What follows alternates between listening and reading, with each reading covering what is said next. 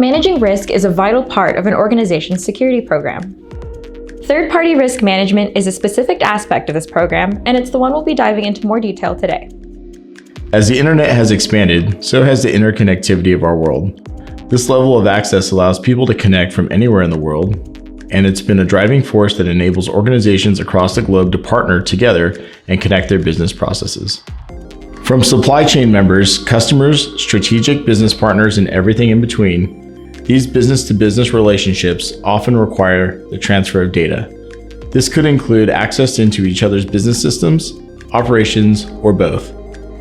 This data exposure is important to advancing businesses, but from a cybersecurity perspective, it also poses a significant threat, which brings us to today's topic: third-party risk. Let's start with assessments and talk about how the common assessment process works. In the Common Security Program, third-party risk management usually falls into the overall cybersecurity risk management program. This program usually has 6 to 8 different areas that an organization will measure risk for, including enterprise-wide risk assessments, business unit risk assessments, system-level risk assessments within the System Development Lifecycle, or SDLC, regulatory-based assessments, third-party risk assessments, risk management processes, and risk treatment processes. In the third-party risk management process, there are usually 2 parties that have to participate. You have the organization that wants to measure the security of its third parties, and you have the third party that has to respond to this measurement activity. For the assessor, the common process steps are as follows. Step 1, identify all third parties. Step 2, categorizing the risk these third parties present based on the levels of access they have or the types of data that they manage on your behalf.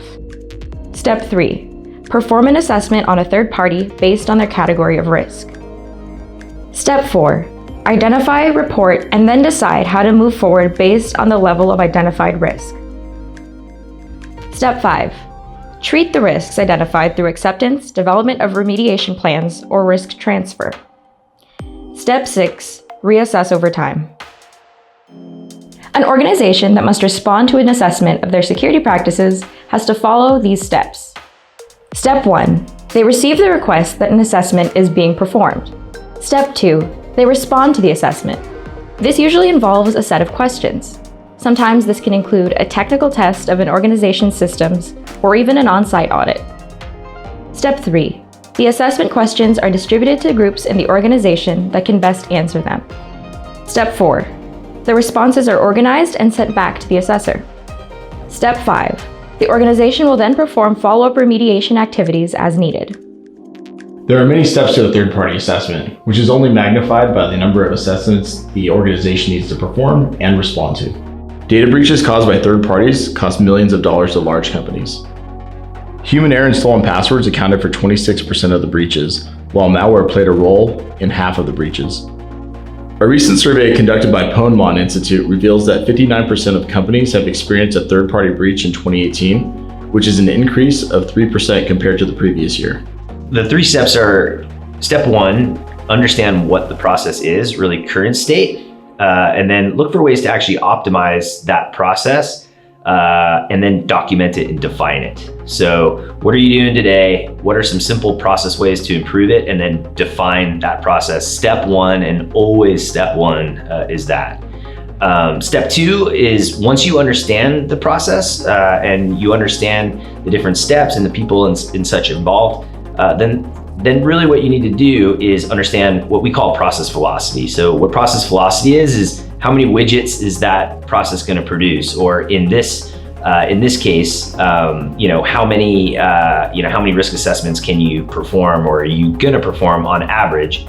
Also, keeping in mind that it's usually pretty lumpy. So it's usually 1 month you're going to do 20 and another month you're going to do 70, but understanding those high thresholds and low thresholds, as well as average thresholds, are really going to help you in terms of understanding how to really meet and properly resource to stay up with that velocity.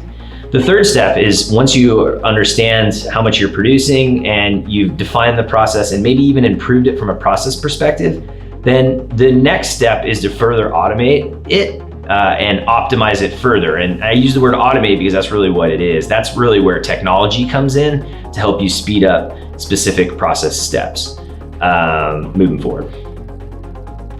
The CISO Share team is experienced in third-party risk management projects. Our professional services help organizations understand, measure, and improve their third-party risk management processes. We have US-based resources available to help organizations manage the velocity or amount of third-party assessments that need to be done. We've also developed a technology to help automate the entire third-party risk management workflow. And that's it for this video. Hopefully you're a little bit more knowledgeable about how to build a proper third-party risk management program. If you want to learn more, check out our additional resources on our website.